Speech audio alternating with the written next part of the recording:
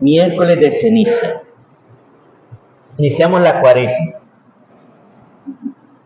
Estaba leyendo el mensaje del Papa Francisco. Fíjense que poco antes de él caer en cama, o sea, en el hospital, escribió ese mensaje de Cuaresma para nosotros. Y es muy bonito porque el lema que él nos presenta dice así: caminando juntos en la esperanza. Caminando juntos en la esperanza. ¿Por qué esta insistencia en la esperanza? ¿Por qué estamos en este año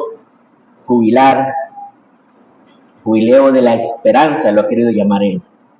Porque los cristianos tenemos esperanza. ¿Cuál esperanza?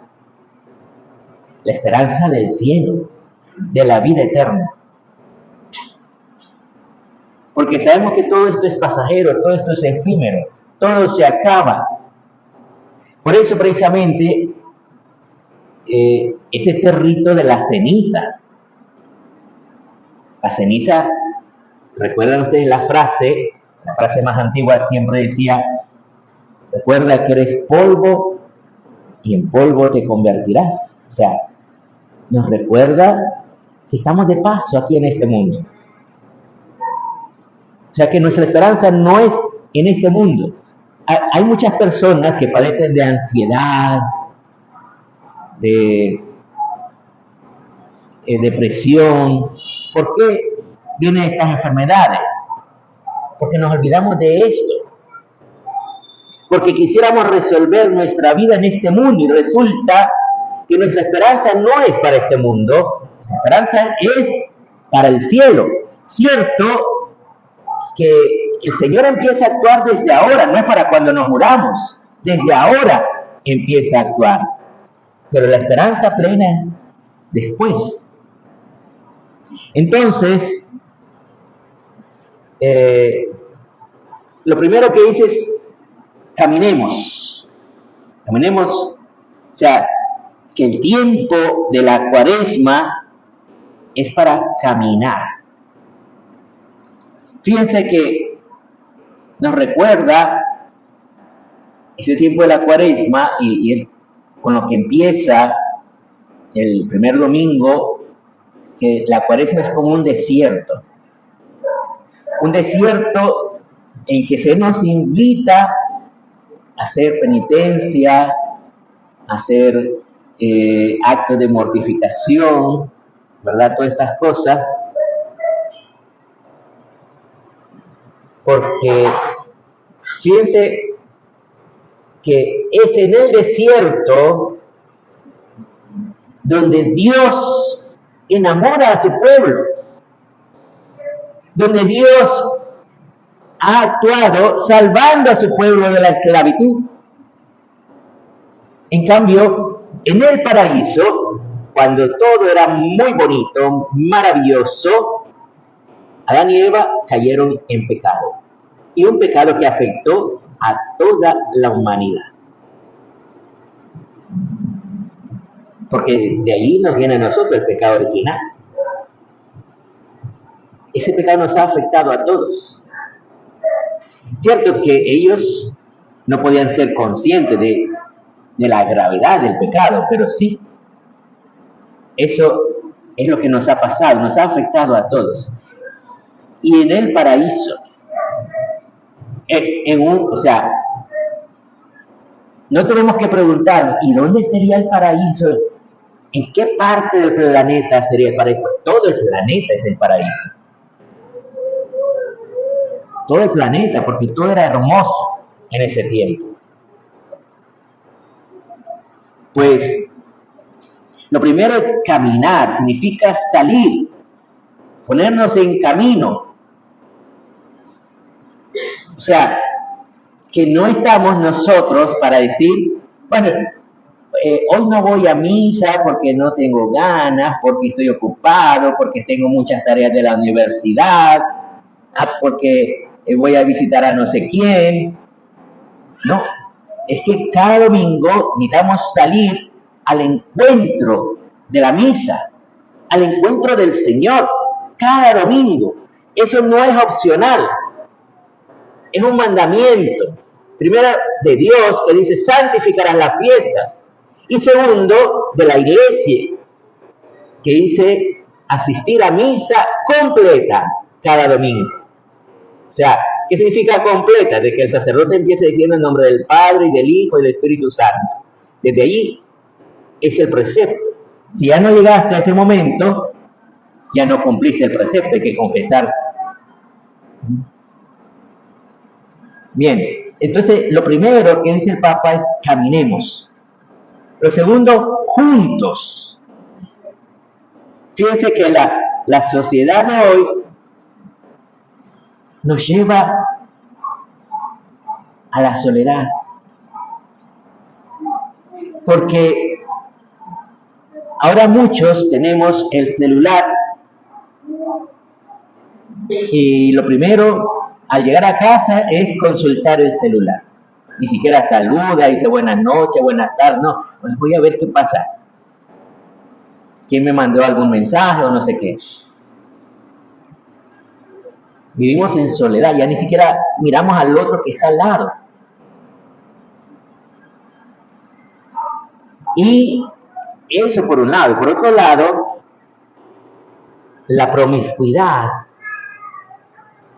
a que nos lleva esta sociedad, que nos parece que tenemos permiso para hacer lo que nos dé la gana.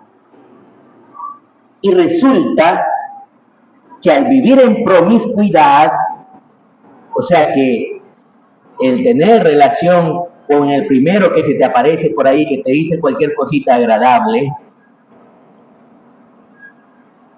eso te va a llevar a la soledad. Porque hoy en día los muchachos tienen miedo al matrimonio, en primer lugar. Miedo, pero pavor, horror. Y los adultos no ayudan, porque le dicen a los jóvenes, ni si te ocurra casarte, vayan a vivir juntos, prueben a ver si funciona, y ya está. Pero ¿qué pasa? Mientras tanto, están en pecado. Si tú te vas a vivir junto con alguien, estás en pecado. Y al estar en pecado, ¿qué sucede en nuestra alma? Hay una ruptura con Dios. Y resulta que Dios es la fuente de la vida y del amor. Si estoy en pecado, además, si me muero en pecado, porque no sé si ustedes ven Canal 10, la cantidad de accidentes que se ven en las calles. Y eso para todo. Que motos, que taxis, que buses, que el peatón por aquí, peatón por allá. Y si un día de tantos te toca y te mueres y estás en pecado, el infierno está asegurado. Está asegurado.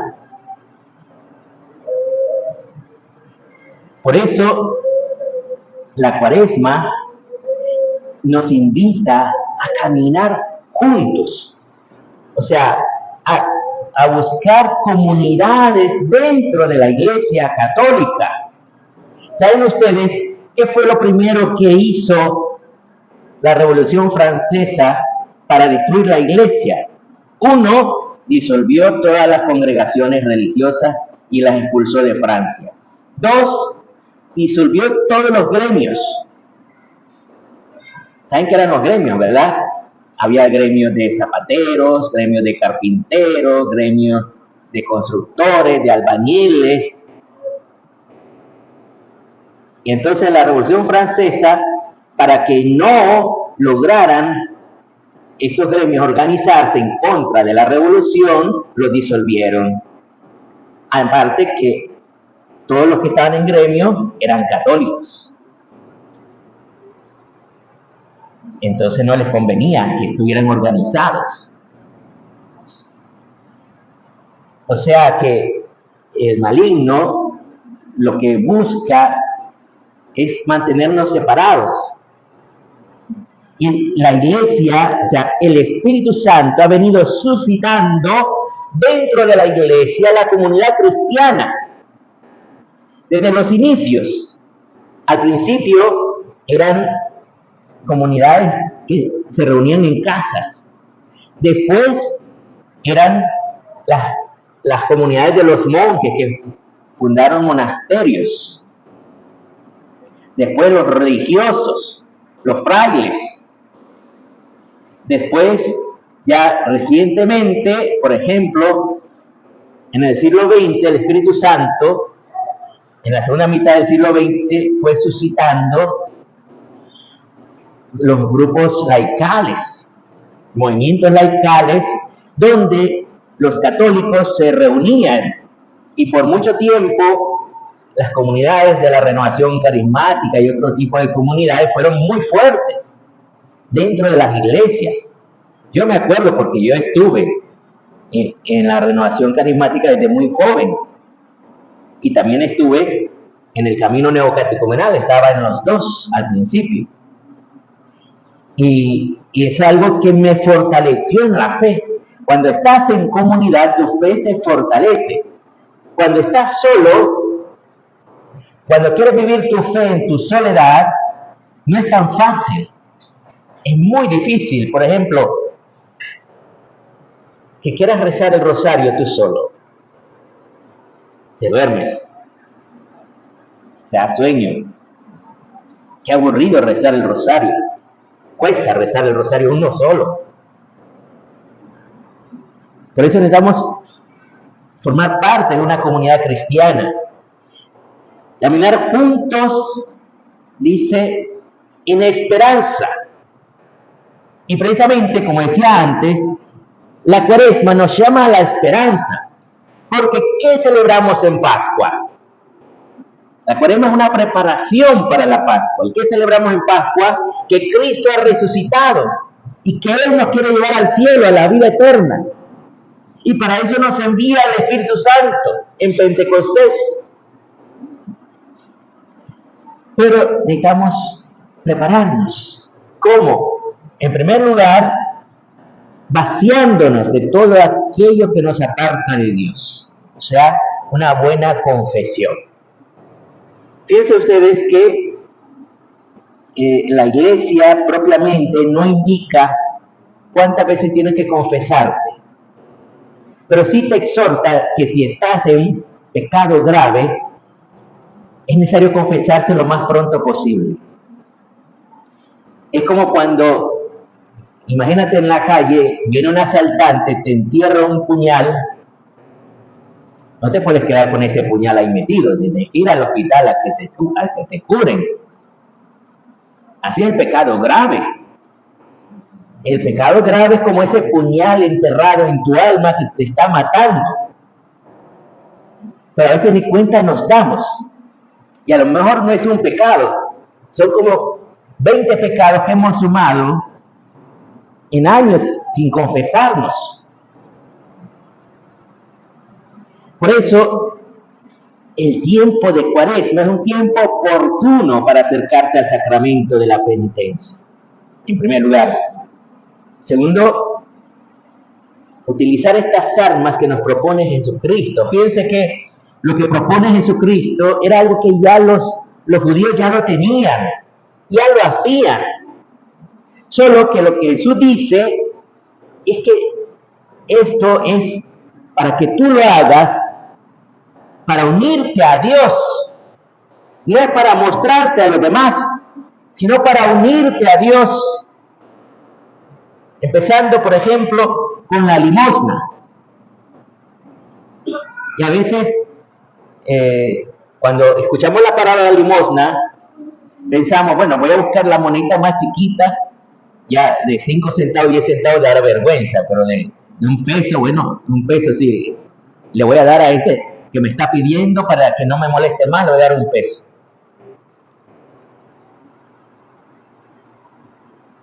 Pensamos en la limosna de esa manera, dar una monedita. Pero la limosna no es eso. La limosna significa dar de ti mismo, incluso tu propio ser, al otro que te necesita. Y obviamente,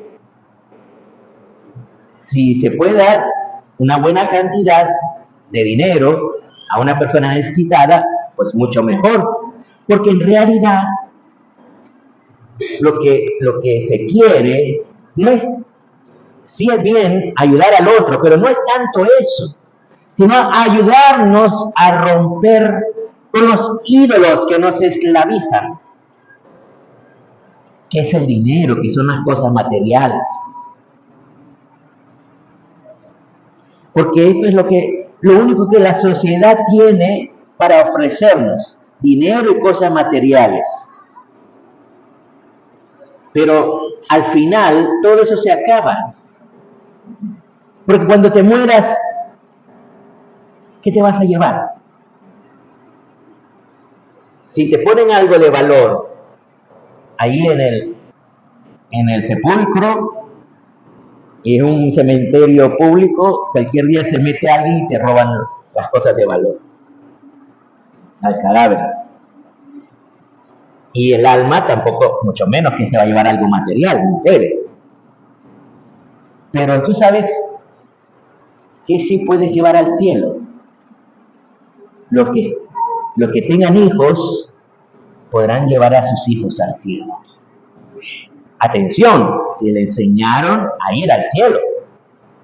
Pero si nunca les hablaste de Dios, si nunca vieron en ti una persona interesada en buscar a Dios, en rezar, ir a misa, todo esto, porque no se trata solo de decir a los hijos, vayan a misa, sino que te vean a ti en misa. Entonces, lo que tú podrás llevarte al cielo son los hijos. Porque cuando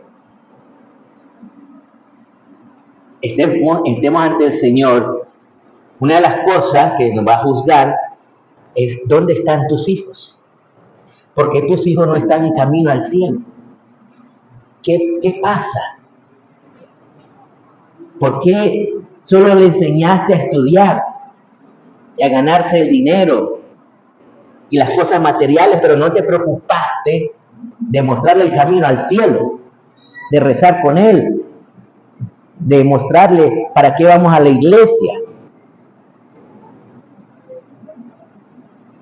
Pues esto es algo ciertamente que se nos va a juzgar. Entonces, por eso necesitamos dar limosna para romper con las ataduras de la tierra, con los ídolos que nos esclavizan.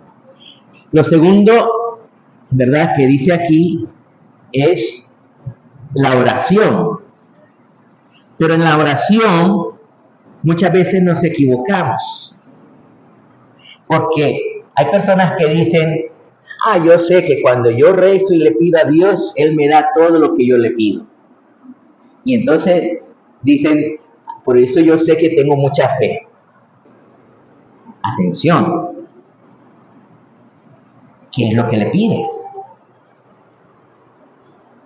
Porque Dios es un Padre y te puede conceder muchas cosas, pero la oración es para realizar la voluntad de Dios, no es para que Dios realice tu voluntad. Por ejemplo, un noviazgo. Ves una persona que te llama la atención, que te gusta, que te parece una persona agradable. Puede ser que tú seas una mujer, te gusta un varón o viceversa. Tú dices, quisiera irme a vivir con esta persona porque me parece buena persona. Entonces trata de conquistarlo como sea la otra persona y después quieres llevarlo a la iglesia para que Dios te bendiga el noviazgo. Pues resulta que no es así. La vida cristiana no es así, es al revés. Lo primero que hace el cristiano es preguntarse, Señor, ¿tú quieres que con esa persona pueda tener una relación de noviazgo, empezando por ahí, un noviazgo cristiano, en castidad, sin caer en los pecados de la fornicación, entonces primero pregúntale a Dios, pídele a Dios que Él te ilumine si realmente con esa persona que Él quiere que tú te relaciones. Y Dios, si es su voluntad, te va a abrir los caminos, hasta te lo va a hacer más fácil. Si es voluntad de Dios. Y si tú tratas de vivir un noviazgo cristiano y la oración, ¿verdad? Entonces, orar. Por ejemplo, estás enfermo, estás enferma.